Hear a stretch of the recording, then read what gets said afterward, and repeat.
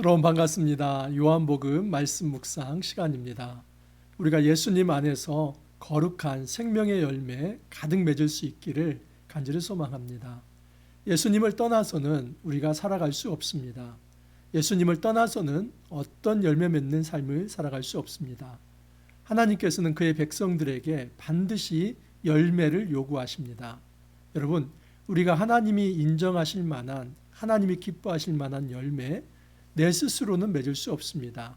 우리가 오직 예수님께 붙어 있어야만, 예수님 안에 있어야만 참된 열매를 맺을 수 있습니다. 요한복음 말씀 참 심오합니다. 특별히 요한복음 13장에서 17장은 고별 설교입니다. 예수님께서 십자가를 지시기 직전에 예수님께서 그의 제자들의 발을 씻으시면서 또 성만찬을 하시면서 예수님께서는 예수님의 십자가 이후 그의 제자들이 어떻게 살아가야 할지를 말씀하십니다. 그리고 그들을 고아와 같이 내버려 두시지 않겠다 말씀하시고 하나님 앞에 간구의 기도를 드립니다. 이것이 13장에서 17장입니다. 여러분, 13장에서는 예수님께서 가시겠다, 또 예수님께서 다시 오시겠다 말씀을 하십니다. 가신다는 것은 예수님이 십자가를 지신다는 것을 의미합니다. 하지만 이 오신다는 것을 우리는 주로 재림만 생각했습니다. 여러분, 재림도 맞습니다. 하지만 하나님 나라의 이중성이 있습니다. 그것은 이미와 아직입니다. 하나님 나라는 이미 예수님의 초림을 통해서 도래하였고 아직 예수님의 재림까지는 완성되지 않습니다. 그렇기 때문에 여러분, 예수님께서 다시 오신다 하는 것은 이미 부활을 통하여서 하나님 나라가 이 땅에 임하는 것, 특별히 예수님께서 성령을 통해 임재하시겠다 하는 약속입니다. 그리고 친히 예수님께서 재림을 통해 다시 오실 것입니다. 그러므로 이 땅에서 우리가 생각해야 할 것은 예수님의 재림만을 바라는 그 종말론적 신앙, 이거 한 가지만이 아니라 현재 이 시간에 성령의 임재를 느끼면서 예수님과 동행하는 삶을 살아가는 것, 이것이 매우 중요합니다. 자, 오늘은 이제 요한복음 15장인데 이 15장은 여러분 잘 아는 대로 포도나무와 가지의 비유입니다. 이 가지가 포도나무에 잘 붙어 있으면 열매를 맺을 것이지만 가지에 붙어 있지 않다면 열매를 맺을 수 없고, 또 열매 맺지 못하는 가지를 하나님께서 친히 가지치기 하시겠다 하는 말씀입니다. 매우 심오한 진리를 담고 있습니다. 이 말씀 한번 깊이 생각해 보도록 하겠습니다. 오늘은 요한복음 15장 1절에서 17절까지 살펴보겠습니다. 우선 1절, 2절 한번 읽어드립니다. 나는 참 포도나무요 내 아버지는 농부라. 무릇 내게 붙어 있어 열매를 맺지 아니하는 가지는 아버지께서 그것을 제거해 버리시고 무릇 열매를 맺는 가지는 더 열매를 맺게 하려 하여 그것을 깨끗하게 하시느니라. 우리 하나님께서 가지치기를 하시겠다는 겁니다. 우리 하나님을 농부로 표현하고, 또 여러분, 예수님은 자기를 참 포도나무로 표현하고 있습니다. 그래서 이 포도나무에 여러 가지가 있을 것이다. 그 가지들이 누구일까요? 바로 제자 공동체이죠. 그 제자들이 예수님 안에 있다면 그들은 참된 열매를 맺을 것이다. 하지만 열매를 맺지 못하는 가지가 있다면 그 농부이신 하나님께서 그 가지를 제거해 버리실 것이다. 그래서 열매가 있는 가지는 더 열매를 많이 맺을 것이지만 열매가 없는 가지는 이제 전지가 되어서 땅에 밟힐 것이다 라고 말씀을 합니다. 여러분, 이 비유는 구약에서 이미 있었습니다. 그 구약적 배경이 있습니다. 이사야 5장 4절에서 7절 말씀에 보면 이런 말씀이 있습니다. 이사야 5장 4절 이하입니다. 내가 내 포도원을 위하여 행한 것 외에 무엇을 더할 것이 있으랴. 내가 좋은 포도 맺기를 기다렸거늘 들포도를 맺음은 어찌 됨인고. 이제 내가 내 포도원에 어떻게 행할지를 너희에게 이르리라. 내가 그 울타리를 걷어 먹힘을 당하게 하며 그 담을 헐어 짓밟히게 할 것이요. 내가 그것을 황폐하게 하리니 다시는 가지를 자름이나 북을 돋우지 못하며 또 칠레와 가시가 날 것이며 내가 또 구름에게 명하여 그 위에 비를 내리지 못하게 하리라 하셨으니, 무릇 만군의 여호와의 포도원은 이스라엘 족속이요 그가 기뻐하시는 나무는 유다 사람이라. 그들에게 정의를 바라셨더니 도리어 포악이요 그들에게 공의를 바라셨더니 도리어 부르짖음이었도다. 여러분, 이것은 이스라엘의 죄악상을 하나님께서 고발하시면서 또 하나님께서 그 이스라엘을 심판하시겠다 하는 말씀입니다. 여러분, 이 포도나무, 이 포도원을 이스라엘 족속으로 표현을 하고 있습니다. 그 이스라엘 족속의 이 포도원, 하나님께서 그의 백성이 기대하는 것이 있습니다. 그것은 좋은 포도 맺기를 바랬습니다. 하지만 이스라엘 백성은 하나님 보시기에 좋은 포도를 맺지 않았습니다. 하나님은 그들에게 정의를 바라셨지만 그들은 하나님 앞에 포악이나 또 하나님께서는 포악을 행할 뿐이었고, 하나님께서 공의를 베풀기를 이 공의를 이 이스라엘 백성들이 베풀기를 바랬지만 이 이스라엘 백성은 오히려 압제와 또 괴롭힘 속에서 그 땅의 부르짖음만 가리겠다는 것입니다. 그래서 하나님께서는 그 포도원 자체를 완전히 이제는 그런 어떤 들짐승에게 내어주고 짓밟히게 할 것이라는 겁니다. 이건 무엇을 상징합니까? 이스라엘이 외적에 의해서 대적에 의해서 이제 침략을 당해서 포로가 될 것이다. 그래서 이스라엘 백성은 완전히 그 이스라엘 땅에서 쫓겨나서 포로가 될 것이다. 이것을 상징적으로 말씀하신 것입니다. 여러분, 이 포도원 비유를 예수님께서 직접 가져오신 것입니다. 자, 그렇다면 여러분, 이 포도원이 뭐라고요? 이스라엘 족속이죠. 그렇다면 예수님께서 내가 포도나무다라고 했을 때는 그 포도나무는 예수님 일인이지만, 여러분, 고린도전서 12장이라는 어떤 이런 말씀들, 또 고린도전서 3장 16절 같은 이런 말씀들 놓고 본다면 예수님께서 여러분 이 교회 공동체의 몸이십니다.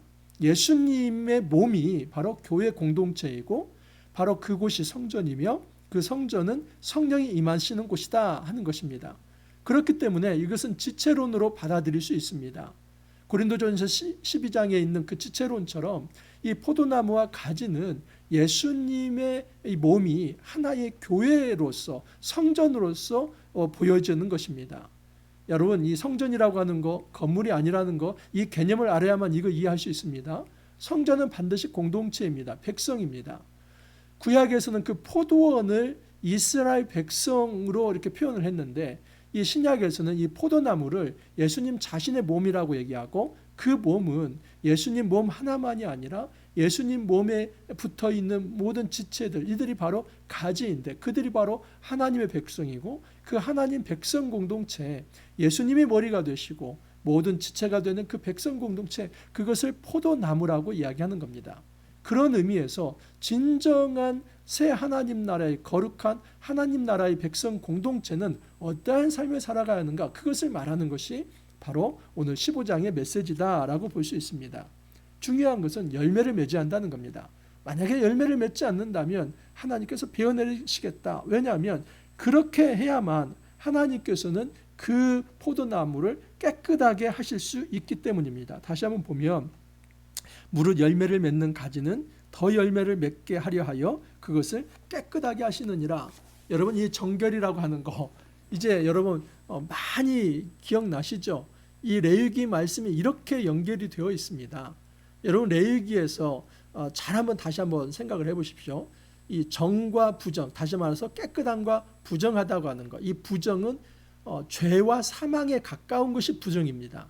그리고 정결이라고 하는 것은 거룩에 가까운 것이고, 이 거룩한 상태가 바로 생명의 상태입니다. 그래서 하나님께서 창조하신 그 생명의 상태가 거룩한 것, 구별된 상태이고, 그 하나님의 창조에서 가장 멀리 떨어져 있는 죄와 사망의 상태가 바로 부정의 상태입니다. 깨끗하지 못한 상태입니다.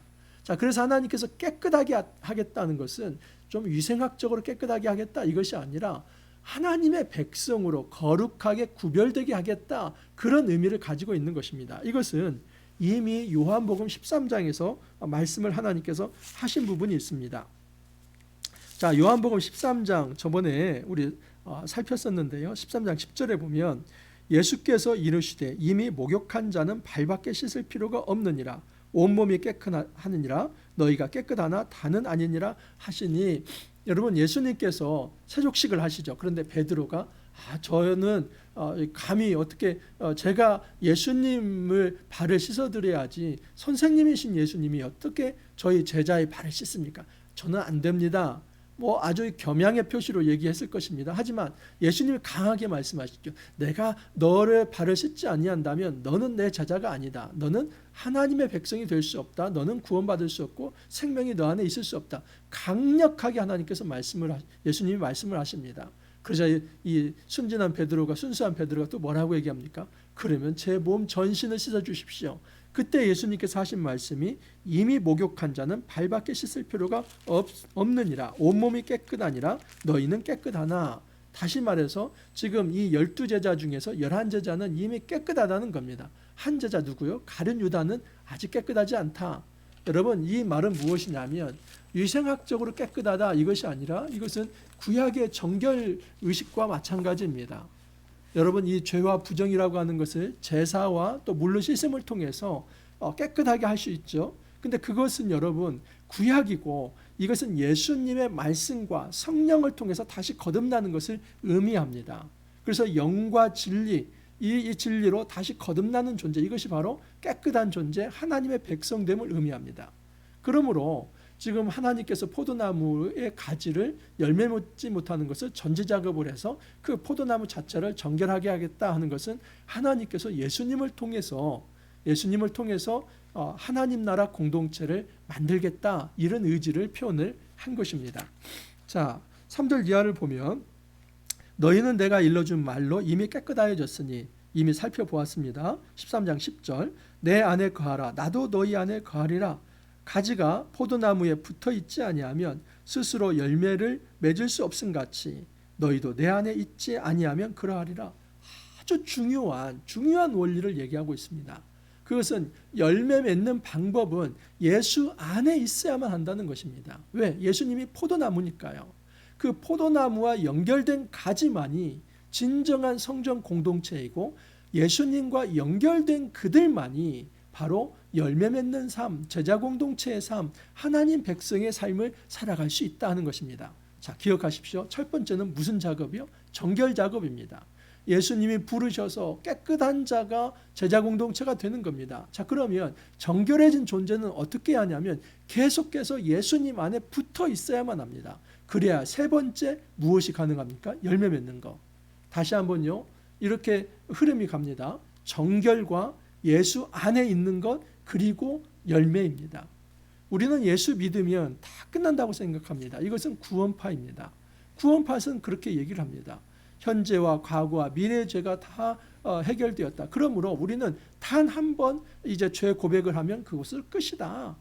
그리고 그 다음부터는 사실 우리가 어떤 죄를 짓든 이미 예수님의 어떤 이 한 번의 죽음으로 우리의 죄가 다 용서되었으니 다시 우리가 죄를 고백할 필요도 없다. 이거 여러분 구원파의 이단입니다. 이것은 잘못된 것입니다. 여러분, 우리가 정결하게 되었다는 거 하나님의 부름이죠. 전적인 하나님의 은혜로 우리가 구원에 이르게 되는 것이죠. 자, 그런데 중요한 것은 여러분 이 부름을 받은 이 은혜에 반응하는 사람들의 자세가 있는데 그건 붙어 있으려고 하는 것, 이것이 바로 믿음입니다. 그 믿음에 있는 사람이 하나님의 은혜와 이 화학적 반응을 통해서 결국 열매 맺는 삶을 살아간다 하는 것입니다. 그러므로 정결과 예수님 안에 있으려고 하는 믿음의 자세, 그 다음에 열매가 있다는 거 꼭 기억하십시오. 우리가 날마다 우리의 신앙 고백을 하며 날마다 말씀을 묵상하며 날마다 주님 안에서 붙어 있어야 하는 이유는 바로 이 정결한 상태를 유지할 수 있고 그 상태에서 열매 맺는 삶을 살아갈 수 있기 때문입니다. 자, 5절 이하를 보면 나는 포도나무여 너희는 가지라. 그가 내 안에 내가 그 안에 거하면 사람이 열매를 많이 맺나니 나를 떠나서는 너희가 아무것도 할 수 없음이라. 여러분, 나는 포도나무여 너희는 뭐라고 합니까? 가지라. 그가 내 안에 내가 그 안에. 여러분, 이거 어디서 많이 들어봤죠? 하나님 아버지가 내 안에 내가 아버지 안에, 그리고 내가 너희 안에 너희가 내 안에. 그래서 나를 본 자가 아버지를 봤다, 그런 얘기하지 않습니까? 이것이 바로 연합의 원리입니다. 성부, 성자, 성령, 이 삼위일체 하나님은 완전한 연합과 완전한 이 어떤 완전한 상태, 일치의 상태를 보여주지요. 분명히 새 위격, 3퍼슨으로 존재하지만 이 3퍼슨은 새 위격은 하나의 일체로서 하나의 몸으로서 존재합니다. 이것이 삼위일체의 신비입니다. 이 삼위일체의 신비가 예수님과 그의 제자 공동체의 관계도 연결됩니다. 여러분 고린도전서 12장의 지체론과 바로 연결되는 겁니다. 예수님이 머리가 되시는 거죠. 그리고 여러분 이 머리가 되고 그 몸에 각 지체가 있죠. 뭐 손도 있고 손톱도 있고 다리도 있고 발톱도 있고 뭐 눈도 있고 이도 있고 여러분 이처럼 다양한 지체가 있지만 그것은 예수님의 몸이고 공동체입니다. 머리는 누구실까요? 예수님이죠. 그처럼 이 함께 붙어 있는 것을 연합이라고 합니다. 여러분 이 연합된 상태에 있어야만 무엇을 맺을 수 있다고요? 바로 열매를 맺을 수 있습니다. 우리는 하나님 앞에서 정결하게 되는 것 이것만을 추구할 것이 아니라 정결한 상태로 부름을 받았다면 어찌하든지 하나님 예수 그리스도와 함께 연결되어 있어서 연합되어 있어야 한다는 것. 그게 어떻게 가능하냐면 이 땅에서는 보혜사 성령을 통해 가능합니다. 자, 내일 말씀인데 내일 말씀 이제 이 15장을 마무리하면서 이런 말씀을 하십니다. 내가 아버지께로부터 너희에게 보낼 보혜사 곧 아버지께로부터 나오시는 진리의 성령이 오실 때 그가 나를 증언하실 거예요. 너희도 처음부터 나와 함께 있었으므로 증언하느니라. 바로 이 보혜사 성령이 예수님과 연결되게 하고 그 보혜사 성령이 바로 제자의 삶을 살아갈 수 있도록 독려해 주신다 하는 것으로 마무리가 됩니다. 자, 그러면 이제 예수님 안에 있다는 거, 이 연합된다는 거 좀 더 구체적으로 말씀을 드리겠습니다. 도대체 이게 뭘까? 그리고 열매라고 하는 게 뭘까? 여러분 그것이 7절 이하에 나와 있습니다. 너희가 내 안에 거하고 내 말이 너희 안에 거하면 무엇이든지 원하는 대로 구하라. 그리하면 이루리라. 구한다는 건 뭐 하는가요? 기도하는 것이죠. 근데 어떠한 상태에 있어야만 기도가 가능한가? 채널 연결. 여러분 라디오도 채널이 있지요. 이 서울 지역에서는 95.9 하면 MBC입니다. 95.1 TBS입니다. 제가 이 두 방송을 주로 많이 듣는데 여러분 95. 예를 들어서 뭐 3에 놓고 그 TBS를 듣거나 또는 뭐 MBC를 들으려면 전혀 들리지 않습니다. 반드시 95.1 채널 연결을 해야만 TBS에서 무슨 방송을 들을 수 있고 또 95.9 해야만 이제 MBC를 들을 수 있습니다. 뭐 KBS는 97.3 뭐 이런 식으로 들을 수 있는 것입니다. 여러분 이처럼 우리의 삶 속에서 정말 내가 하나님의 음성을 듣고 하나님께 그 어떤 응답을 받기를 원한다면 채널 연결이 돼야만 합니다. 어떻게요? 예수님 안에 있어야만 합니다. 예수님 안에 없다면 우리는 하나님과 채널이 연결되지 않아서 우리가 기도하더라도 하나님 들을 수 없고 또 하나님의 음성을 우리가 들을 수도 없습니다. 주님과의 교제, 하나님과의 교제는 반드시 예수님 안에 있어야만 합니다. 자, 그런데 이제 힌트가 나와 있습니다. 내 말이 너희 안에 거하면. 여러분 이제까지는 너희가 내 안에 거하고 그러는데요. 여기서는 내 말이 너희 안에 거하면 똑같습니다. 예수님께서 그들 안에 거하는 것과 예수님의 말씀이 그 안에 거하는 것이 똑같다는 겁니다. 다시 말해서 내가 예수님 안에 거한다는 것은 내가 예수님의 말씀 안에 거한다는 겁니다. 그렇기 때문에 바로 예수님께서는 예수님을 사랑하는 것이 계명을 지키는 것과 연결을 시킵니다. 자, 9절 이하를 보면 아버지께서 나를 사랑하신 것 같이 나도 너희를 사랑하였으니 나의 사랑 안에 거하라. 여러분 예수님이 하나님이 예수인 나를 아들을 사랑한 것 같이 나도 너희를 사랑했다. 그러므로 너희는 나의 사랑 안에 거하라 하는 겁니다. 예수님의 은혜 아래 거하라. 어떻게 해요? 자, 10절 매우 중요합니다. 별표 3개입니다. 내가 아버지의 계명을 지켜 그의 사랑 안에 거하는 것 같이 너희도 내 계명을 지키면 내 사랑 안에 거하리라. 이제 추상적인 말을 아주 현실적인 용어로 말씀을 합니다. 예수님이 아버지 안에 거한다는 것은 하나님의 말씀 안에 거한다는 겁니다.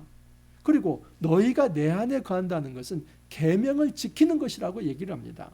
다시요. 내가 아버지의 계명을 지켜 그의 사랑 안에 거하는 것 같이 너희도 내 계명을 지키면 내 사랑 안에 거하리라. 여러분 우리가 예수님 사랑하기를 원합니다. 어떻게 가능합니까? 예수님의 말씀을 지키면 여러분 우리는 예수님을 사랑하는 것입니다. 그러므로 내가 예수님을 사랑한다 하고 말씀 묵상하지 않는 사람, 이것은 예수님을 사랑할 수가 없죠. 여러분, 말씀이라고 하는 것은 내가 상상해서 나오는 건 아닙니다. 이것은 여러분 묵상이 아니라 명상입니다. 명상은 자기가 가지고 있는 오만 잡생각을 덜어내는 것, 이거 명상이라고 하지요. 근데 묵상은 여러분 생각을 덜어내는 것이 아니라 성경을 읽고 그것을 반복해서 생각하는 것을 묵상이라고 합니다.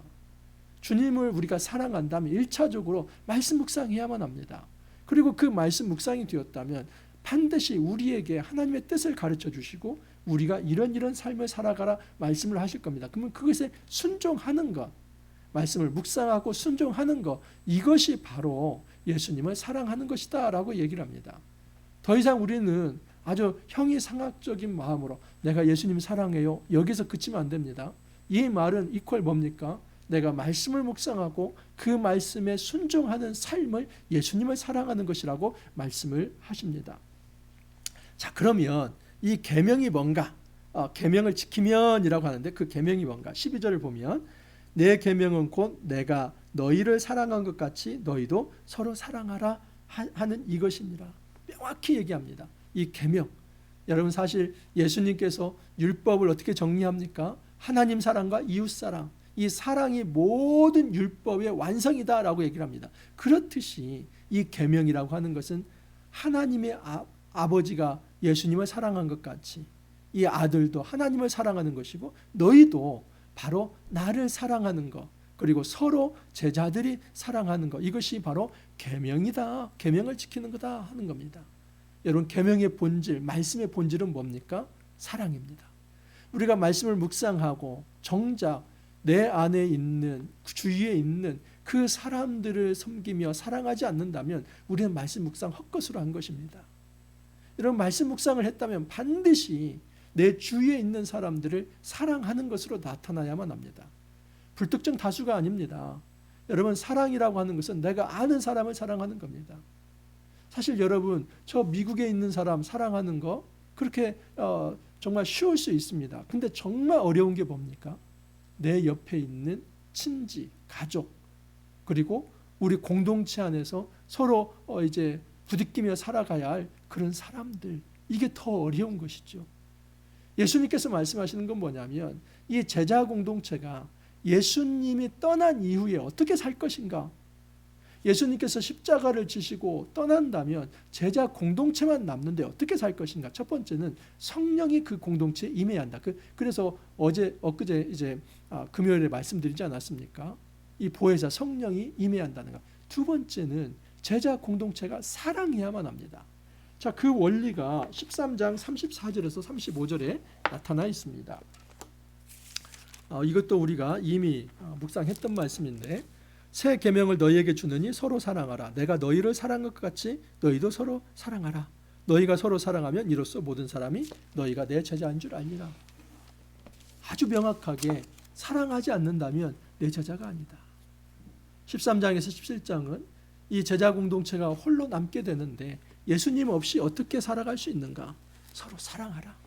서로 사랑한다면 예수님이 이 가신 상태에서 성령의 통치를 받으며 그 제자 공동체를 거룩하게 깨끗하게 지켜낼 수 있다.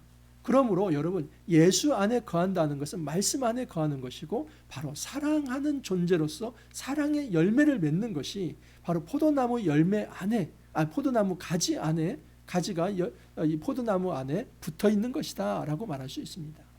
예수님이 먼저 본을 보여주십니다. 너희는 내가 명하는 대로 행하면 곧 나의 친구라. 이제부터는 너희들 종이라 하지 아니하니 이 종은 주인이 하는 것을 알지 못함이라. 너희를 친구라 하였노니 내가 아버지께 들은 것을 다 너희에게 알게 하였습니다. 여러분, 예수님이 이 제자들을 뭐라고 부르십니까? 친구라고 부르십니다. 그러면 우리 오늘부터 예수님과 친구 먹게 하면 되겠네요. 여러분, 내일 말씀에 보면 20절에 내가 너희에게 종이 주인보다 크지 못하다 한 말을 기억하라. 사람들이 나를 박해하였은즉 너희도 박해할 것이요 내 말을 지켰은즉 너희 말도 지킬 것이라. 이건 뭐냐면 스승인 나를 세상이 박해했다면 종인 너희들을 박해하지 않겠느냐. 그러니까 박해를 염두에 두라. 이 말은 지금 주인과 종의 관계를 이미 염두에 두고 있습니다. 그러므로 여기서 말씀하시는 것은 예수님 입장에서 내가 너희를 얼마나 아끼고 사랑하는가, 그것을 과장해서 표현한 용어입니다. 이걸 가지고 예수님이나 나나 똑같은 존재네, 친구 먹게 하면 좋겠네, 전혀 그렇게 생각하면 안 됩니다. 예수님은 경배의 대상이고, 물론 예수님이 우리를 그렇게 친근하게 다가오셔서 우리를 안아주시기 때문에 예수님은 교제의 대상이기도 합니다. 그러나 우리가 함부로 예수님 앞에 그렇게 경거망동을 해서는 안 됩니다. 이것은 예수님께서 철저히 우리를 얼마나 사랑하시는가를 말씀하시는 겁니다. 자, 어떻게요? 여러분, 뭐라고 말하냐면, 사람의 친구를 위하여 자기 목숨을 버리면 이보다 더 큰 사랑이 없나니, 예수님이 친구인 제자들을 위해서 지금 이제 이 말씀이 끝나면 십자가를 지고 자기 목숨을 버리겠다는 겁니다. 예수님께서 왜 이 말씀을 합니까? 나는 너희를 그렇게 사랑하는, 너희를 친구로 여기고 있다. 내가 사랑하는 존재로 너희를 여기고 있다. 그러므로 내가 이 십자가를 지고 떠난다고 해서 이 공동체가 파토나고 이 공동체가 흩어질 것이 아니라 오히려 사랑 안에서, 서로 사랑 안에서 거하라. 그렇다면 포도나무 안에 거하는 것이나 마찬가지다라고 이야기를 하는 것입니다. 너희가 나를 택한 것이 아니요 내가 너희를 택하여 세웠나니 이는 너희로 가서 열매를 맺게 하고 또 너희 열매가 항상 있게 하여 내 이름으로 아버지께 무엇을 구하든지 다 받게 하려 함이라. 여러분, 궁극적으로 열매는 바로 예수님의 은혜로 이루어진다는 것을 설명을 합니다.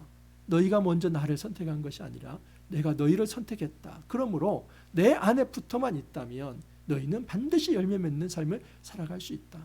여러분, 우리가 어떻게 예수님 안에 붙어 있을까요?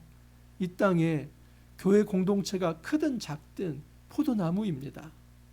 그 교회 공동체를 떠나서 여러분, 우리는 결코 살아갈 수 없습니다. 우리는 이 코로나 시대에 이 온라인에 너무 익숙해 있어요. 물론 여러분, 전체의 무형교회가 있지요. 온 지구상의 교회가 하나입니다. 둘이 아닙니다. 그리고 시간과 공간을 초월해서 이 천상의 교회와 연결되어 있는 하나의 교회죠. 여러분, 그러나 이 지역교회에 우리가 제대로 붙어 있지 않다면 그 천상의 무형교회와도 제대로 붙어 있을 수는 없는 것입니다. 결코 신앙생활은 형이 상학적인 것이 아닙니다. 여러분, 신앙생활은 매우 실제적으로 이 공동체 속에서 우리가 포도나무이신 그 예수님의 몸이신 교회와 연결되어서 함께 살아가느냐, 이것입니다. 예수님께서 우리에게 원하시는 것은 너희들이 포도나무 열매를 맺었으면 좋겠다. 그것은 언약 백성다운 삶을 살아가라는 것입니다. 그게 뭡니까? 계명을 지키는 것. 예수님이 주신 새 계명은 사랑입니다. 여러분, 예수님께서 십자가를 지시고 부활하시고 하나님 보좌 우편에 앉으시면서 이제는 홀로 남겨진 이 제자 공동체를 향해 너희들 살아갈 수 있다. 어떻게? 지금 나와 연결되면 되는데, 지금 내가 천상에서 보혜사 성령을 보낼 텐데 그 성령 안에서 서로 사랑 안에 거한다면 너희는 바로 포도나무 안에 붙어 있는 것이고, 그 공동체가 바로 포도나무이기 때문에 이제는 그 안에서 열매 맺는 삶을 살아갈 수 있다라고 말씀을 하는 것입니다. 여러분, 요한복음 매우 심오하지요. 우리가 왜 이 공동체 안에 붙어 있어야 하는지, 왜 이 땅에서 정말 교회 공동체 속에서 성령의 통치를 받으며 또 매일 말씀을 묵상하면서 서로 사랑하며 세워가며 살아가야 할지 이제 알겠지요. 여러분, 예수님이 재림하시는 그날까지 바로 이렇게 붙어 있어야만 우리가 진정한 하나님이 원하시는 기뻐하는 열매를 맺을 수 있고, 그 가지는 보전을 받으며 더 깨끗하고 정결해 줄 수 있다 하는 사실입니다. 이 말씀 기억하면서 우리에게 붙여주신 이 공동체를 귀히 여기고 예수님 안에 거하면서 정말 성령의 통치를 받으면서 말씀을 묵상하며 또 서로를 사랑하고 배려하고 또 책임지며 또 독려하면서 그렇게 귀한 하나님 나라 공동체에 함께 세워나갈 수 있기를 간절히 소망합니다. 기도합니다. 주님, 감사합니다. 포도나무와 가지 비유를 저희들 또 배우게 되었습니다. 우리가 예수님 안에 거하야만 참된 생명의 열매, 사랑의 열매를 맺을 수 있다는 것을 알게 되었습니다. 이 땅에 예수님의 몸인 이 교회 공동체 안에 붙어 있어야만 성령 안에서 또 말씀을 통해 우리가 하늘 백성으로서 성령의 열매 맺는 삶, 이 사랑의 열매를 맺으며 살아갈 수 있다는 진리를 알게 되었습니다. 주님, 날마다 경건하게 말씀 앞에 엎드리게 도와주시고 또 날마다 성령의 음성에 귀 기울이게 도와주시며 늘 말씀에 순종하면서 공동체 안에서 서로를 사랑하며 이 귀한 포도나무에 붙어있는 삶 함께 살아갈 수 있게 도와주옵소서. 감사하고 예수님 이름으로 기도하옵나이다. 아멘. 또 한 주가 밝았습니다. 여러분 이번 한 주도 주님 주시는 말씀 속에서 화이팅하고 또 승리할 수 있기를 바랍니다. 오늘 하루도 여러분 열심히 생활하시고 내일 또 찾아뵙도록 하겠습니다. 감사합니다.